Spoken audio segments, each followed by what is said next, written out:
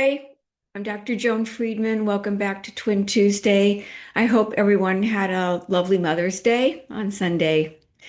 I want to talk about a patient. Actually, he's not a twin. He's a male singleton in his 40s.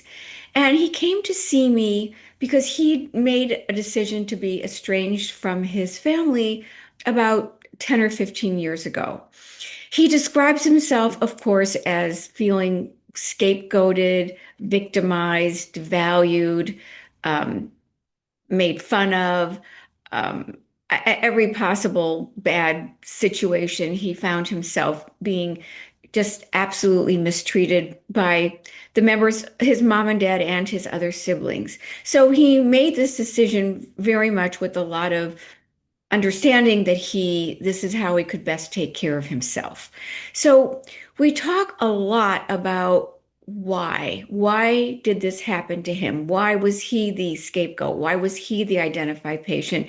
And we've done our best to try to put together a lot of the emotional building blocks as to, what may have happened to make him be the center of this very discontented situation.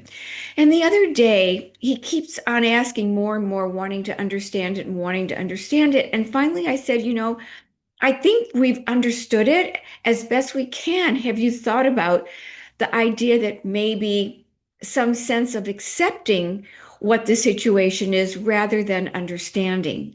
And he said, Oh, I cannot do that. Accepting, he said, implies forgiveness. And I said, No, it does not. It has really nothing to do with that. I'm not asking you at all to forgive your experience. I would never, ever do that. It's been way too much trauma, way too much despair and desolation and depression for you. But if you make room for acceptance, then you can have more emotional space to go on and enjoy more of your life, to find more positive things, to think more broadly and openly about the aspects of yourself and that your life are that are pleasant, rather than going back all the time to the emotional abuse. So one can be estranged from one's family, one can accept the reality of it, but that doesn't at all imply that you're forgiving the people that you feel have abused you your whole life. So he was very taken aback and surprised that acceptance didn't imply forgiveness.